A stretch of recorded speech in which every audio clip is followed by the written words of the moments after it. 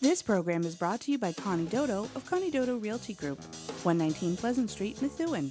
When you want results, don't make a move without us.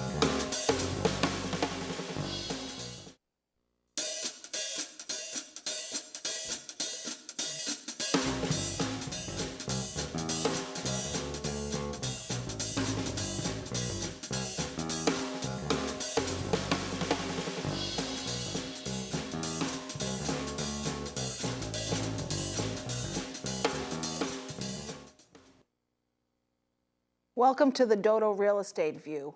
As many of you know, most people call in and ask us for certain topics. This being this time of year, it being springtime, we thought it'd be fitting to have some people, experts on lawn care. And we have Courtney Nicholson and Bill Park here from Protec Lawn Care. Maybe Courtney and Bill, if you'd like to tell us a little bit about your company and what you do in the areas that you cover. Sure. We're part of Pest and Exterminators, which is a local business here who obviously does insect control. But we decided to branch out into the lawn care industry. We always had people ask us if we treated beyond the foundation of their home. So we thought that this would be a really nice fit for us. So a few years ago, we started the lawn care part of the company. We also do tree and shrub and ticks through that division. We service southern New Hampshire and most of eastern Massachusetts. A lot of people ask me, obviously, in real estate, you know, what are some of the benefits of treating your lawn? There are a lot of benefits to treating your lawn. Obviously, you have the aesthetic benefit of it, and then also it gives you a sense of pride when you're looking out over your lawn to see something nice and green. So it really fosters that sense of pride. It also improves your home value 15 to 30%, and it helps to reduce stress as well. What types of treatment do you offer? We do a lot. We do fertilizer, weed control, grub control, lime, tick applications.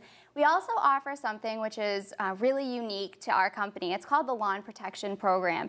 And rather than us tell you that we're going to come out 6 times during the season and do fertilizer and weed control, we have this package which includes a lot of different things, including fungicide, weed control, fertilizer, lime applications, based on what your lawn needs at that time. So you're really protected, your lawn is protected the entire season from a lot of different things, as opposed to us just saying, you know, we'll sign you up, but we're only going to sign you up for these particular services. This is well-rounded, and we can really hone in on what your lawn needs each time we go out. Maybe if you could go over the different types of the seasons of how you would treat and what you would treat for. Sure, Bill, you want to take that? I'll take that. You know, in the spring, you're dealing with weeds mainly. Most of the weeds we have in this part of the world are summer annuals, so they germinate in the spring, and if we don't get them now, they become a bigger problem later on. We're also, you know, trying to do some preventative measures. Crabgrass control in the spring. We can treat it pre-emergently. Same thing. It's less of a problem than trying to chase it when it matures. Grub control also. You know, the weather is unusually warm, but you know, if we need to get the grub control on the ground a little bit earlier, so that when those grubs come up out of the deep soil below the frost line, you're already protected and your turf won't take any unacceptable damage. I mean, as you pointed out, we've had a unseasonable winter, spring. I mean, what's the impact to the lawn? I mean, that's, you know, does it change in terms of how you would treat it? Absolutely, yeah, it really does. Our grasses are cool season grasses. They really prefer, soil temperatures in the 60s and air temperatures in the mid to upper 70s.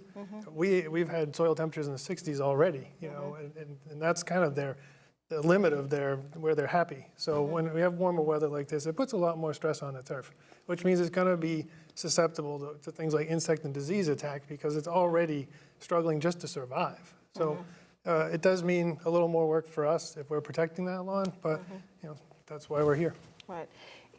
I mean, you keep reading a lot in the newspaper that it's going to be a really high tick year. Yeah, absolutely. What would you suggest people do in terms of for that? Well, the whole reason that ticks are going to be particularly bad this year is it's kind of a myth, actually, that it's because we had a warmer winter. There's really no statistical data that supports that. It's more that in 2010, there was a heavy acorn season. So because of this, there was a high population of chipmunks and mice that fed on this. So as a result of this, they're a good carrier for ticks, larval ticks, and they're very susceptible to Lyme disease. So because of this, we're seeing an influx this year of ticks because of this. So in terms of treatment, Bill can give you some more information on that. Okay. I know a lot of people wonder, does it take more than one application? The answer is yes. To effectively treat for ticks, you really need to target their behavior and the time of year that they're in their different developmental stages, and each developmental stage has a different behavior. Larval and nymphal ticks like to stay low to the ground, in the leaf litter, in the grass. The adult ticks tend to get up a little higher, between 18 and 36 inches. So when larval ticks are around, obviously we want to treat the grass and the wood line and the leaf litter that's around your property. As you get later in the year and those ticks mature, we need to treat the foliage that's up a little bit higher, more at the height of a dog or a deer. So you do need to treat multiple times, because you're actually treating multiple areas at different times, so that you're ahead of the ticks as they go through their life changes. Well, I didn't realize that mice and chipmunks were the carriers of ticks. Yes, That's they are. interesting. Absolutely. Well, the point you bring out about the dog heights and the deer heights, I mean, I think it's important. A lot of people ask, they want to treat their lawns and so forth, but they have pets, and of course, we need to protect our pets. So Yes, we do. We all have pets at the shop, and there's pets literally at the shop, and we all treat our lawns. I wouldn't put my dogs in jeopardy. It is, if it's done properly by trained technicians, following label directions, the products we use aren't considered hazardous materials. And they are harmful to something, that's why we use them. They're either harmful to weeds or they're harmful to insects. But if they're used properly, they're not harmful to people and pets. There are different guidelines. If we're using a liquid application, you do need to stay off the lawn until it's dry. But after that, you're free to go back on, and dogs can run and do what dogs do. If we do a granular application, you actually go back on the lawn pretty much right when we leave. So it is still safe for your kids and your pets, because you want a nice, safe, healthy lawn, thick, that can protect the dog and the kids if they fall. So that would be silly to do something that would harm them. So that would, if you treated it for ticks, it would obviously protect your pets as well as humans getting the ticks. Yep. Okay. Another point you brought out was, the deer and so forth. Is there, a lot of deer, I know at my house they like the shrubs. They like to munch at night Yes, and they other do. different times. So we just kind of like to say, what can you do to protect your shrubs? There are different things we can do. We have materials that we can apply to susceptible plants. We can also advise people as to what plants might be a better option for their lawn, or for their yard that aren't susceptible to deer damage. But most of us bought houses with mature plantings, and we didn't really pick the plant. So in that case, there is a product, several actually, but the one we use is called Deer Guard, and it's like the stuff you put on a kid's thumb to prevent thumb sucking. It's a bitter, disgusting tasting material, so when the deer comes and eats it, they don't want to come back. There'll be some damage, because they have to taste it to know that it's unpleasant, but it will be much less severe than if you didn't treat. So it really saves your shrubs. It really can. Yeah. Well, I guess, of course, if you want them trimmed, you have them trimmed, you have them chomp Might at it not first, need and then that, you right? put it on Yeah. there. Yeah, that might be a good way. But you were saying, Courtney, that you do a kind of like a whole season Yes. package for the treatment. Cost? People think that having somebody else care for their lawn, it's very costly to have it treated. Just average lawn. I know it would depend, I'm sure, on the size. It does depend. When someone calls, that's one of the first questions that we get. And to give the most accurate pricing, we send someone out, mostly Bill. It's usually me. He measures the lawn, and it does depend on what you're looking for. We really want to push the lawn protection program, because we want people to know that we want everything to go right with their lawn. So that is the most all-inclusive, all-encompassing plan. So that is a little bit more expensive than if you're just wanting to do your fertilizer and weed control. But as for an average price, it really depends on the size of the lawn. And some people prefer just to do their front lawn for aesthetic purposes. So we can do that. It's not always your whole lawn that has to be done.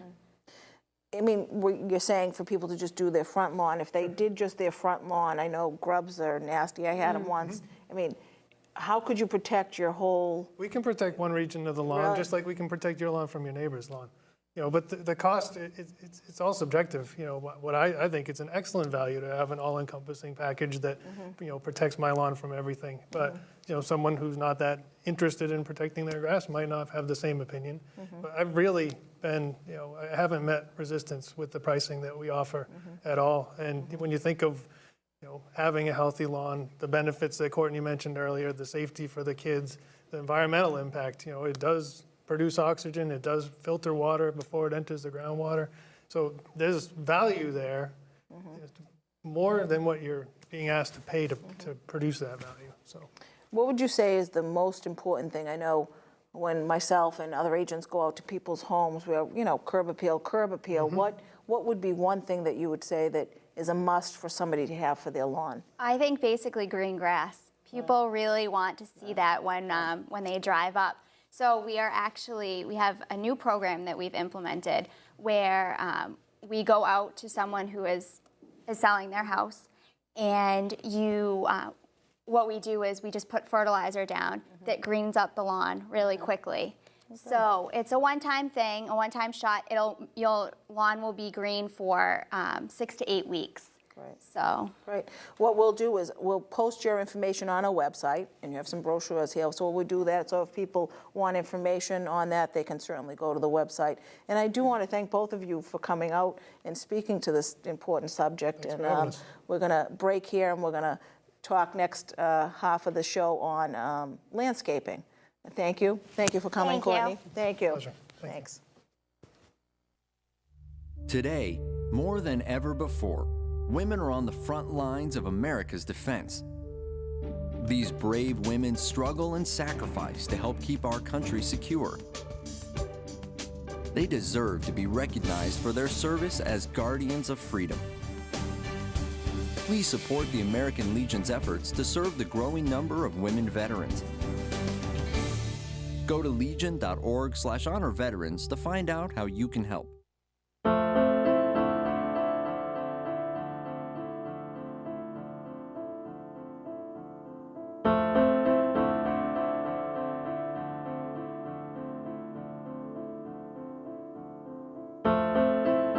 Behind the wheel, there is no such thing as a small distraction. A public service reminder from the American Academy of Orthopedic Surgeons. Speak out against distracted driving at decidetodrive.org. I'd like to welcome you back to our second portion of this show. That the first portion was on grass. This is on landscaping, and I'd like to welcome Kevin Doobie of Doobie Property Maintenance, who's the owner. Thank you, Kevin, for coming. Thank you. As in real estate, most people know that the most important thing is the curb appeal. So what kind of services do you offer for landscaping? Well, for landscaping, we offer full maintenance programs for our customers, anywhere from just weekly mowings to cleanups to doing design work, installation of shrubs, mulch beds, irrigation systems, lawn installations, installing brick pavers, patios, etc. When you talk about installing pavers and stuff, do you do walls, brick walls? Yeah, we do stone. We do stone walls, interlocking blocks. I guess it all depends on what makes sense. If it's in the front of the house, some people might want to go with a stone wall versus an interlocking wall. Prices on those can vary depending on the scope of the work. As far as if there's we're lifting a yard up and to build that wall, excavations and drainage and so forth. What's the difference between a stone wall and an interlocking? Interlocking wall is a manufactured block, come in different sizes, 4-inch to 6-inch blocks, 8-inch blocks. They can have different colors in them. Basically, you'll see a lot of like grays and tans in those colors. A stone wall, rock wall, you can come on New England round, you can have flat stone, and those are like a jigsaw puzzle that we have to assemble that take a lot longer to do because there's obviously a lot more pieces that we try to fit in when we're doing that process. In terms of curb appeal, what's the most bang for the buck that somebody would get to have their house look good, would you say? I would say just the overall appearance of the property, as long as it's just tidy. I mean, it could be as simple as just keeping the beds maintained and the lawn cut, you know, on a consistent basis. Some people tend to let their lawns get out of control and let it go like, you know, 2-3 weeks, and it just looks, you know, really horrible. Shrubs aren't maintained properly. They get out of hand, they get large, they get out of control, they intertwine to each other, they grow into the house. So I would say just the tidiness of the property itself. In terms of, you know, do you do mulching? Yep, we do install mulch. Usually we do that in the springtime, part of our, you know, spring, you know, services. You know, we'll go in there, depending on what the bed layout is, we'll do a nice edge on the bed so it's more defined. Clean them out of any of the debris that's inside, prune back any of the perennials that might be inside of the bed, and then install a, you know, a fresh layer of mulch. Do you see a lot of people asking for you to do gardens for them? You know, flowering, I mean. It depends. Flowering gardens, I don't think are in too much of high demand. If I'm doing like an installation where they hire us as a company, they're probably going to want us to maintain it because they might not know how to deadhead something properly. They might mistake it as a weed because it's past bloom and pull it out if they're trying to maintain it themselves. They might not know how to split certain perennials so they're not growing into one another. What type of year to prune stuff back properly, I guess, is a big thing. So you don't see a big calling for that? I don't see a big calling for that. A lot of what I've seen in the last few years is just houses that are like, you know, 20 to 30 years old that they just haven't. I guess the biggest thing was overgrown yews and rhododendrons plant too closely to people's homes, and they want to start fresh. So we'll pretty much go in there. Sometimes I'll recommend, you know, with some of the larger shrubs, if I have a home from them in the back, sometimes I can just transplant them in the back of the yard so they get some, you know, extra out of it, you know, just not, you know, taking those shrubs and just throwing them away. I don't like to mix match like larger shrubs that might have been there